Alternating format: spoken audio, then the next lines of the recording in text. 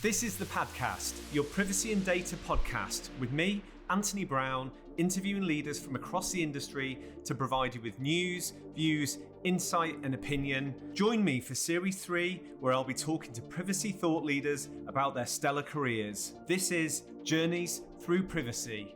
Hello there, I'm Anthony Brown, and I'm very pleased to welcome you to a brand new series of the Privacy and Data Talks podcast, otherwise known as the Podcast.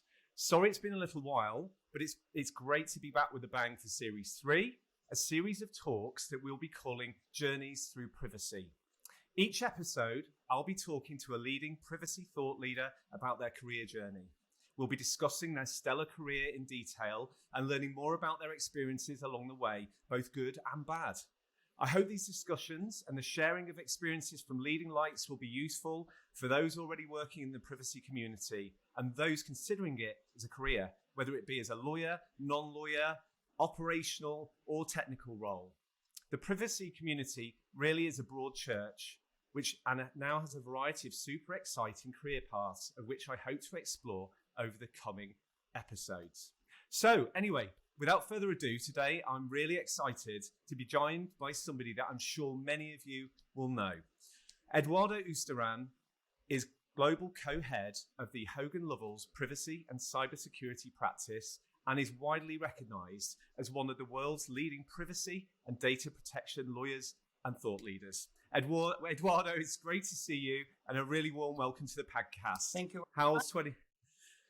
You're welcome. How's 2023 going for you so far? It's going well. I think almost looking forward to the spring now, but very, very happy so far. Thank you. Absolutely, yeah. Well, as we record, it's the 1st of March today, so it's still a bit chilly, but we're making progress. So anyway, Eduardo, I've known you for a number of years now. I was really keen to have you on the show as you've had a really outstanding career so far. You know, as we've said, you're internationally recognized as a leader within the privacy space. I know that in your early career, you chose to leave your native Spain behind and move to the UK. So I was really interested in digging a bit deeper on what happened around that time. But if you don't mind, let's just start. If you can please take us back to your very early days. I mean, what was Eduardo Ustaran, the student, like? Well, thank you very much, first of all, for inviting me to chat with you today, Anthony. It's a pleasure. And even more fun to go and try to remember what being a student was like. In those days, I'm talking of the sort of late 80s, early 90s, being a law student, at least in Spain, involved spending a minimum of 5 years at university. So that's what I did. First of all, I spent 5 years in a library studying and then trying to recite everything I had learned briefly at an exam. So for 5 years, and then I decided, because it was the early 90s and Spain was a tough place for a young law graduate to find a job, at least someone without connections in high places. I to Britain to study even more. That's the only thing I had done for nearly 20 years, or more than 20 years. And I decided to come here to study a bit more. And that was, I guess, the beginning of my journey into privacy by coming to the UK to do a master's. Wow. Okay. So that's interesting. So you came over to the UK. When you say study, so did you go to a university in the UK, or so you did? Sorry, you did a master's, yeah. Yeah. And what was that? I went to Leicester University. Imagine this is I think it was 1993. The internet didn't exist, so that how do you find about courses or masters if you are living in northern Spain and you want to go abroad and study something in English? And it wasn't easy. It wasn't easy because a library wouldn't really have much information other than the odd brochure that was probably 10 years old. But through some advice from lecturers at university and others, I found about some good programs in the UK. I was very keen to come to the UK, a land of opportunity, which I think it still is. And I applied to 3 or 4 universities. I got offers from maybe not all of them, but at least 2 or 3. And I decided that Leicester sounded like a nice place. And without having ever been to Leicester or having ever visited Leicester University, I embarked myself into this journey to study a master's at Leicester Uni. And was that a law? Was that a master's in law? Yeah, it was on international trade law or something to that effect, master, an LLM. And it was one of those that you had a menu of, 15 or 20 subjects and you had to choose 4. So I chose the 4 that sounded more exciting or more different to what I had already studied. None of those said data protection, by the way. I think the closest to that was something like telecoms or competition law or intellectual property. And so I picked those type of subjects thinking that technology and communications was going to be a leading issue in the development of new areas of law. And that was a little bit my thinking at the time. So it sounds like you were, very early on in your life, you sort of wanted to be a lawyer. You'd identified that as a career for you. What drew you in the first place, you think? How did it all come about? Maybe I think it was more of an elimination process than a vocation to be a lawyer. There is no tradition of anyone being a lawyer in my family. But I knew I wasn't that good at sciences. And in terms of humanities, I like history a lot. I like literature a lot. But I thought, I'm not sure I'm going to be able to make a living necessarily by knowing a lot about the French Revolution. So I thought law sounds like something that it doesn't involve a lot of mathematics, and you may be able to make a living. So almost by elimination, I chose law. In the end, these days, I'm doing a lot of mathematics by looking at how algorithms work and so on. But at least at the time, it sounded less scary than other subjects. So obviously you finished your masters, and then what happened? Did you go into a law firm and train, or? Well, the year in Leicester obviously changed my life because I met my wife, and she's from Canada, and we were both in neutral territory at the time, obviously in the UK, and we thought, well, if we find jobs here, we can stay together and let's try to find a job. And of course, I thought myself that getting a job, even as a paralegal in a British law firm, whatever happened next, would be a very good move from a professional perspective. Just because even if I was going to go back to Spain, which was, I guess, my original plan, I would be able to say that not only I had a master's, I could speak a bit of English, but I had some experience of working in a law firm in the UK, which would have looked pretty good, I think, in the early 90s in Spain. So with that objective of staying in the UK and also finding a job, that's what I tried to do shortly after I finished my master's. Okay. And so what materialized there then? So what happened was, again, in those days, email didn't exist, or at least not outside universities. And I sent loads of faxes to law firms. I thought they had they were sufficiently international, or someone had mentioned to me that they may be prepared to recruit a paralegal from a different country. And one of those law firms in Birmingham was receptive to that. It was Martin & Johnson. And I got an interview, and I bought myself a suit. and I went to Birmingham to do an interview. And whatever I said worked or did the trick, because I got a job offer for a 6-month paralegal position in Birmingham. So I then moved to Birmingham, and I started to work as a lawyer, even though I wasn't qualified in the UK yet.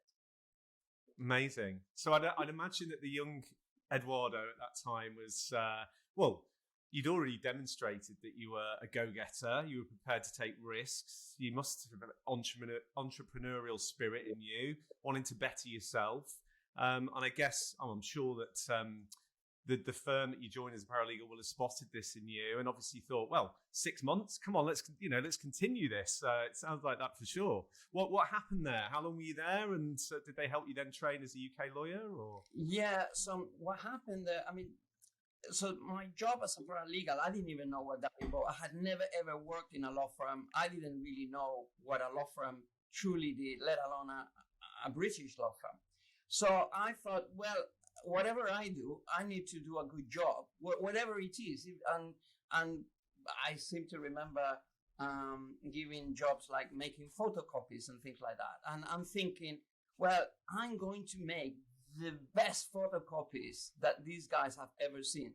And I remember, putting Post-its around the edges to make sure that there were no lines and things like that. So I probably took a long time to make, but it was with that spirit of trying to impress my employers that I started my 6 months contract, and I managed to impress them enough for them to extend it to another 6 months.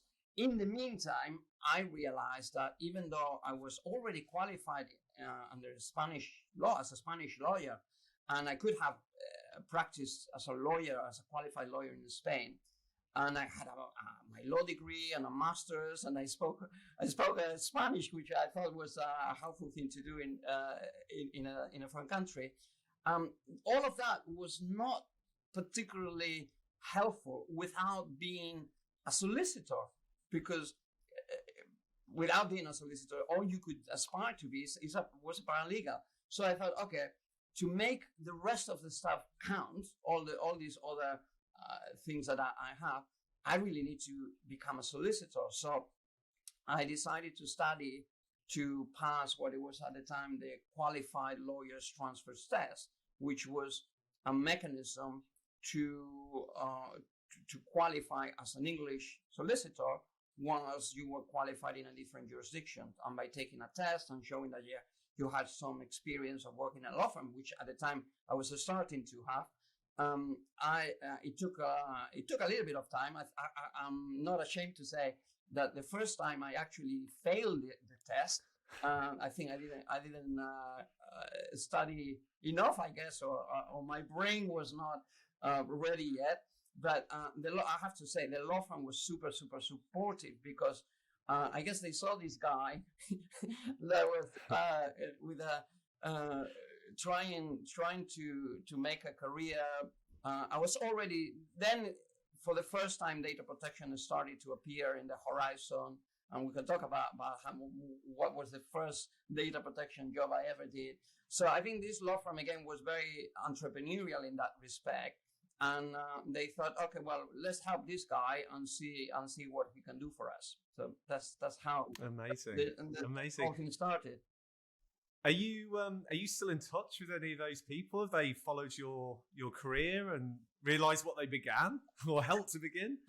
Well, in fact, I am in touch at least with one person there who writes at least every Christmas, and I know some of the people that are still there. So yes, we haven't seen each other for a while, but I know they are there, and every time I have an opportunity to publicly thank that law firm for what it did for me, I do. So yeah, thank you, Martin Johnson, because that was the beginning of my career, and I wouldn't be here today. We're talking with you if I hadn't had that chance, and they hadn't thought that I could do something for them.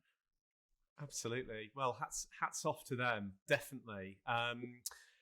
So then I think you then moved to Berwin Leighton Paisner, obviously now known as BCLP or Brian Cave Leighton Paisner. And I think you spent 6 years there. When you moved there, Eduardo, what did your focus look like? Your practice look like? So I moved there. I think it was probably like at the end of 1997 or something like that. By then, what had happened was, again, I'm Martin Johnson, still as a paralegal. I started to get questions from other partners who had been asked by their clients questions about data protection law, which nobody knew anything about. And again, this is the kind of job that when nobody knows anything about, the paralegal goes and research things. And that and the other advantage I had was that I was just the right generation of people who knew how to use the internet. So I was this guy who was able. We didn't even have an internet connection at first at Martin & Johnson. So I used to go to Birmingham University and use the computers there to do research on the internet, which was very, very slow, but it was still very impressive. So through that, I was able to get information about how to register with the data protection registrar and things like that. And I became the go-to person for data protection questions. That was also the beginning of the internet as a way of doing business. And I sort of carved myself a little bit of a role at Martin & Johnson doing that kind of work. And what happened was that eventually I did qualify as a solicitor whilst I was still there. And they said to me, look, you seem to be very, very keen to develop a career in data protection and internet law. And we want to be honest with you, we don't have a lot of that type of work. I'm not sure if you're going to really generate all of your own work with being a newly qualified. So, you can stay here and perhaps do more commercial, deal with commercial law issues, or if you really, really want to look into these new issues, perhaps you need to look more widely, which again was very truthful of them to approach it like that. So that prompted me to say, okay, what is out there outside this law firm in Birmingham? And I looked at possible in-house positions, another law firms, and that led me to several interviews, but one of them at what was then called Paisner & Co., a law firm in London on Fleet Street. And I had an interview there where I was literally grilled by a couple of partners, including a wonderful partner called Linda Fasani. And she was there with her newborn baby, who I thought was there to try to distract me. Anyway, with all these questions about internet and data protection and all that.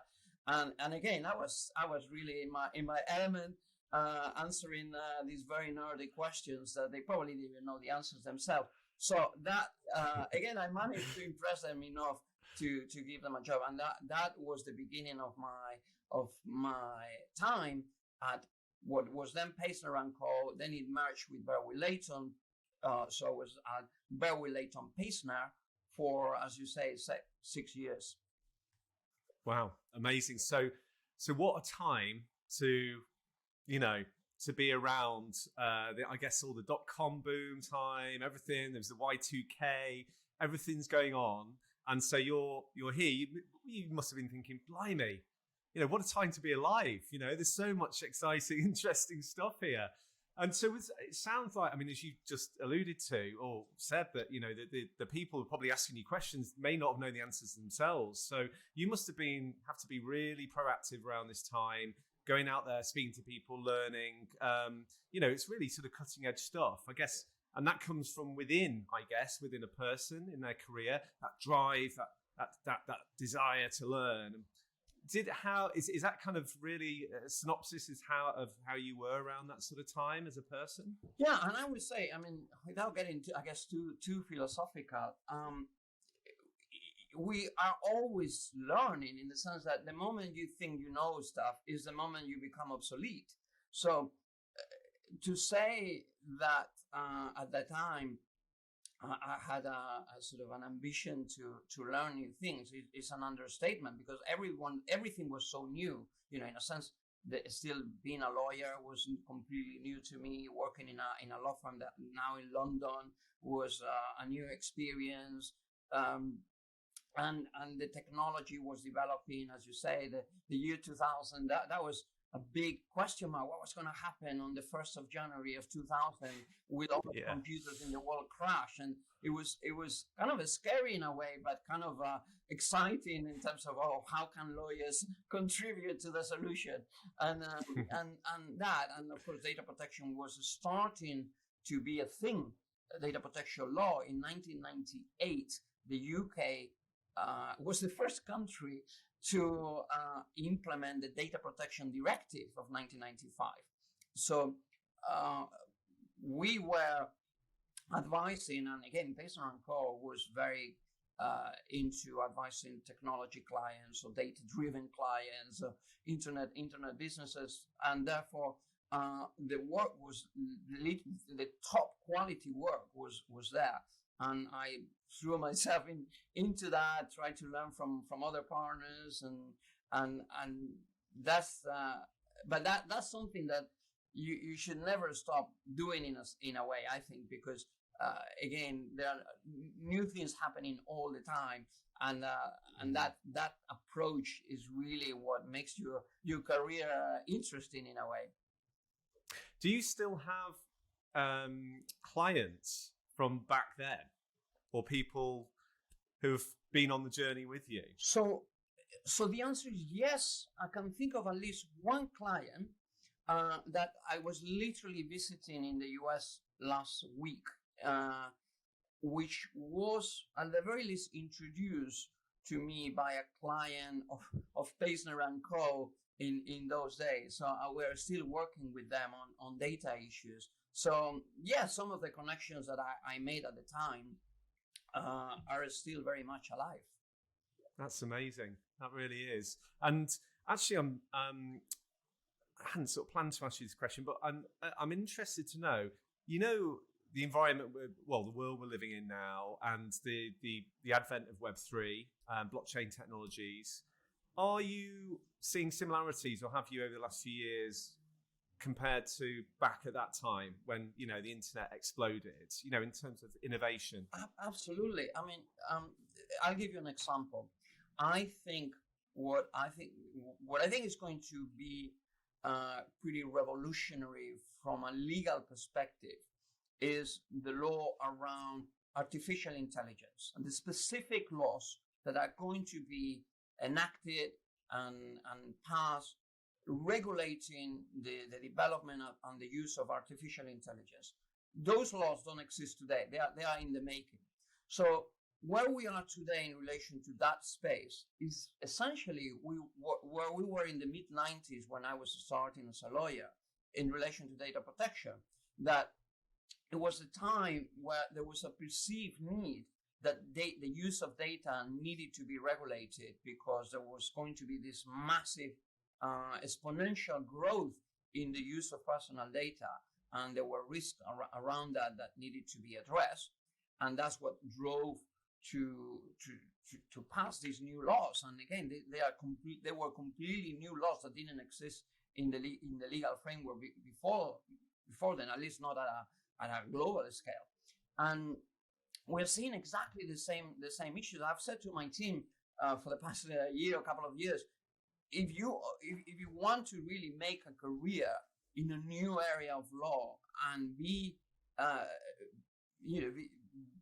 influential in the way in which the law develops, just get into this now. Learn what is happening, because there is no real expert. There's no global expert today on AI law. You don't have a global expert on a law that doesn't exist yet. But it is an opportunity for almost everyone to be a specialist in this new area. So I think that what you say is exactly right. There are developments taking place today, both in terms of what's happening in the world technologically, but what is happening legally, that are very similar to what I was seeing 30 years ago. Amazing, yeah, and it must be quite a an experience for you, perhaps, how within your team, to have people that have got the opportunity to be trailblazers like you were all those years ago, and now you're sort of handing over the baton to them, and no doubt these people have got similar attributes that you've got and had, and it must be quite rewarding for you to be able to do that with your team. Yeah, absolutely. I mean, our team is so enthusiastic, and we've got such brilliant people on the team that I'm excited. I'm excited for all of them in a way. I mean, I'm excited. It's not like I want to abandon this at all, but I can see that there are years ahead of development in these new areas. That there again, if I were in my mid-20s or late 20s or early 30s, I would say I've got 30 years ahead of me of becoming a real specialist in this, and still be learning by the time I retire. But I think I will have contributed to how this law develops. So I think that's what I think is particularly exciting, and yes, that's the kind of stuff that we talk about at team meetings, and I hope people get this. Absolutely, how exciting! So you then obviously you spent time at what is now Brian Paisner, and then you moved, which I think anyone like myself who's been in and around the industry for a number of years now will know you from your time at Field Fisher, now Field Fisher Waterhouse. You spent, I think, a decade there, and I guess Eduardo, that you would have joined there perhaps as an associate, and by the time you left 10 years later, you were a partner of the firm. Can you just give us some insight into that journey, how you found it, and maybe a few tips for people who are in a similar situation and would like to ultimately become a partner? Sure. Oh, wow. And got back in time a little bit. But so, I mean, the years at Berwin Leighton Paisner, I think, were the years where I guess I matured as a lawyer from being a newly qualified to being a very senior associate who was already confident enough to be in front of clients for a bit of time and give advice on new issues. And what I think led me to Phil Fisher was the opportunity to really build my own practice there. Because I got to the stage where I had to again make a decision as to whether to continue at DLP or take this opportunity. And I was approached by Phil Fisher, which again at the time, this is again 2003 or 2004, at the time was small but actually very, very niche and leading firm, and I guess it still is in a way, in anything to do with technology, with new developments. And at the time, there wasn't a data protection or privacy team at Phil Fisher. It was very well known for outsourcing work, which was really cutting edge at the time. And I joined there with the promise of if you do well and if you bring in enough data protection work, you can have your own practice and you become a partner here. And again, I saw that as an opportunity to throw myself into that.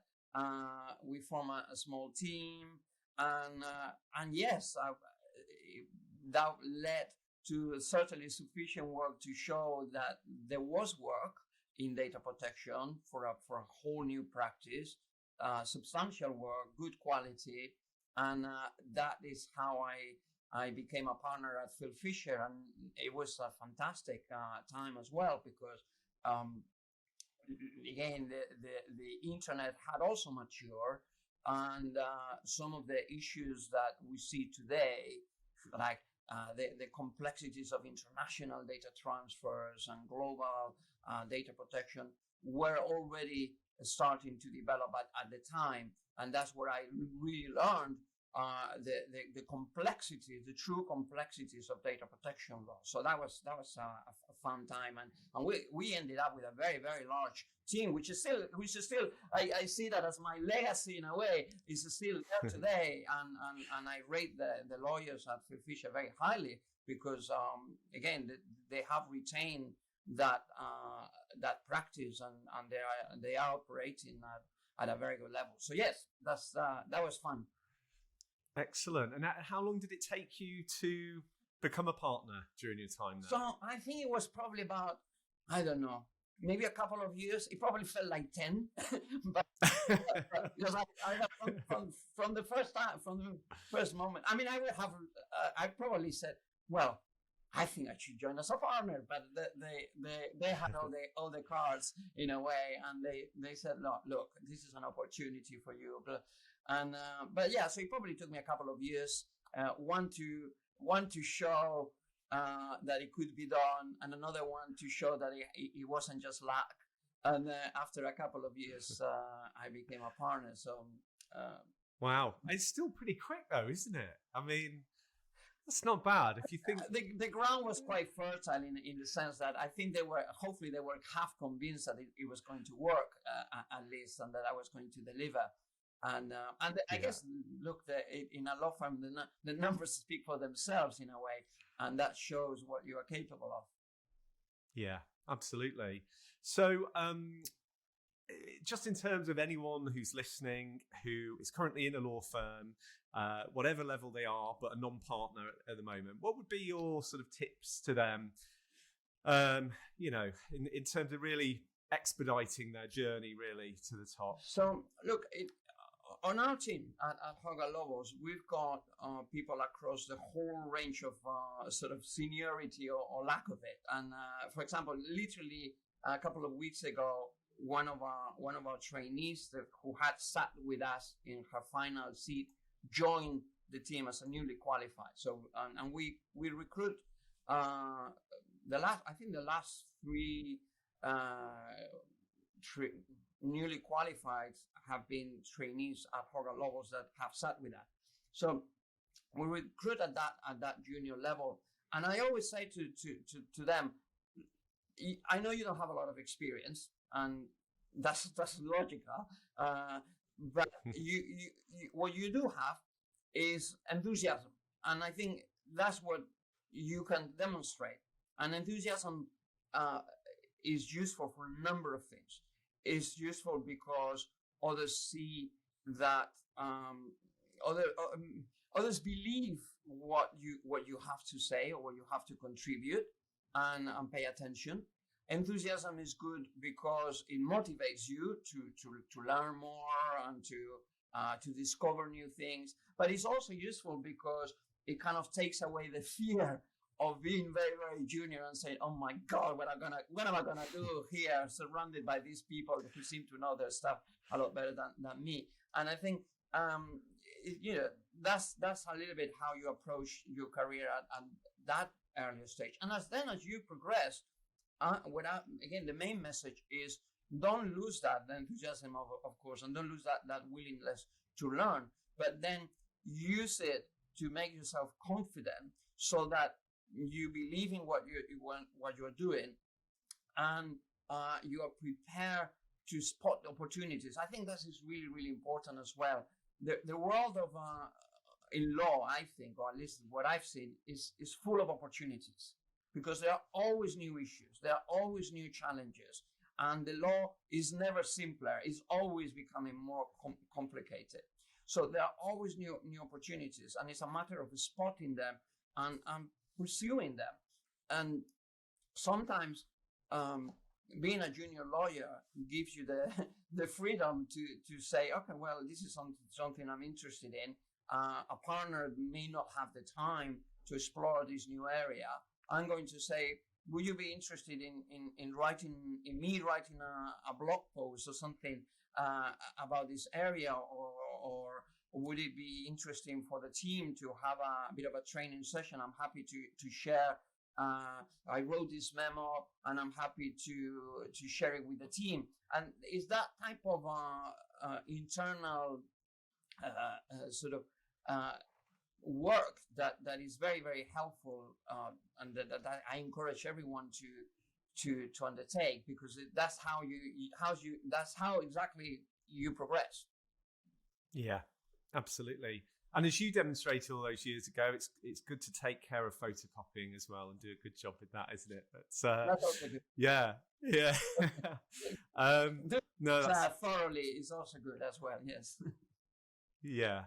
Well, I mean, I think for anyone listening who's just sort of starting out in their career or, a junior level, it shows that it pays to be embracing, be open-minded, have the energy, the desire to really learn and push forward and work hard. All of these sort of attributes that haven't changed over the course of time across all careers, really. They're still as important today. Obviously, within the world of law, you of course have to have a sharp mind and the intellect, obviously, to do what is very often complex work. Along the way, Eduardo, how important is it, and how important has it been for you to have really strong relationships with partners or leaders and people who advocate for you? Is there anyone that perhaps stands out for you, in your career that's been someone who's really helped you along the way? Oh, loads of people, I would say. I mean, maybe people who don't even know they were helpful. But I mean, it was start with my first law firm, the managing partner at the time, who again made the decision to take me on. He helped me, and then when I went to Paisner & Co., I mentioned Linda Fasani, and there was another partner called Adam Rose, who is now at Michigan's, who were very helpful in my career. And to be honest, many of the other partners at Paisner & Co. was a very, very collaborative law firm. And I know we all say that these days, but it was a kind of firm, maybe because it was relatively small, where and people knew each other, where people were keen to help you, and that is an amazing place. If you are in a place where people are keen to help you, the same thing at Fisher, and certainly at Hogan Lovells. The one thing about Hogan Lovells, we haven't spoken about my jump to Hogan Lovells, but it was from going to Fisher to a law firm that was 10 times the size. And I thought, oh my God, what am I going to be doing here? And even in a big law firm, people can be very helpful and have time for you, and that spirit is so important in any workplace, I would think. And the thing is, people are, in my view, people are always willing to help because it's nice. It's nice to help people. It's nice to work with others that that you see are also part of your team, and I think from that perspective, I mean, the person, there was even people. I'm always complimentary, I think, of people of my own competitors and people at other law firms. And there was when I joined Hogan Lovells, the reason why I joined them, and there was a lot. It took a while, in the sense that they had been in touch with me for quite some time, and I kept saying, look, I'm living the dream here. I've got my own practice. I've got a really good team. My partner Stuart, it was a Stuart room. The other partner in the practice at Phil Fisher, we were having a dream life, in the sense that we were acting on the coolest, new and most challenging data protection issues. So, but there was a partner at Hogan Lovells in the States who I knew and I really, really respected, Chris Wolf. And Chris said to me, come on, look, I know you're living this dream, but come and talk to us. Can I just have a chat with you? Because I think that you could develop even further in this firm, because I know you look globally at these issues, and you understand the global implications of privacy and data protection, and that's what we are by default, in a way. And he was also very helpful in trying to explain how a big law firm, because I had never been to a truly big law firm with literally thousands and thousands of lawyers and literally and nearly 1,000 partners. So all of these people that you encounter in your career and are able to contribute things to what you do are extremely helpful. And I think it's almost it's something that we should always reciprocate with. And I think that's ultimately the working environment is a very social environment, even in pandemic times. So being able to have these relationships is really crucial.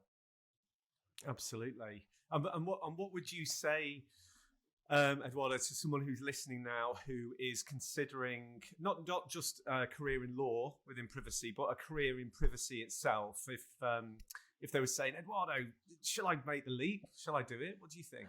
Well, I mean, what can I say? When I was, I don't know, in my late 20s, and I was saying to my parents at the time, I think I'm going to be a data protection lawyer. They said, are you sure? Shouldn't you be a commercial lawyer just to widen your horizons a bit? And I said, no, this is going to be really, really big. and it turned out to be right. But and I'm glad they supported me, by the way. They didn't think I was crazy. But it's still the same today. Privacy, cybersecurity are some of the biggest legal issues of our time, because they affect everything. There is every single organization out there that relies on data today to not just to succeed, but to survive. And the value of data has proven how important data protection law is, because it regulates a very, very, very important asset and valuable item for the world. And therefore, it will always be there. But it's also very political. We see a lot of data protectionism at the moment, and we also see all kinds of challenges around access to data internationally by companies, by law enforcement, and these issues are not going to go away. So the future is bright in privacy and data protection and cybersecurity, and as you said at the very beginning, it's a very wide tent. In the old days, it was just a handful of lawyers and the odd consultant, but right now, people from all backgrounds have a role to play, and indeed, it's become so complex that it's a truly multidisciplinary area. And doing privacy right, and organizations need to face very, very difficult challenges, always requires this sort of multidisciplinary approach to the issue. So great future ahead. I can promise you that. Absolutely. Awesome. So just a couple of quick questions, just perhaps for a little bit of fun here, but who do you think, Eduardo, in your opinion, internationally, is the most influential person currently in privacy? Wow, the most influential person in privacy. Wow. Globally, I think if you look at what is happening globally, a lot of it is driven by sort of international compliance and international. So anyone who is involved in sort of getting the global piece of data protection right will be very important. I mean, perhaps jokingly, someone who has contributed a lot to the success of data protection professionals is our friend Max Schrems, who has managed to get so much attention to this issue, and so much has shaken things so much that I remember having an exchange with him on Twitter saying, my friend, you are the number one work generator for data protection lawyers, because the issues that he has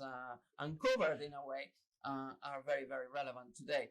So yeah, but I'm sure there are many, many people who are influential, and as I say, it's also a very political issue. So governments around the world, including the UK, that are looking into how to develop a data protection public policy. Anyone working in government will be very influential in that respect. Indeed. And final question for you. Who would be your ultimate dinner guest? Wow. Or guests? Ultimate dinner guest. Someone interesting to have the dinner with. Well,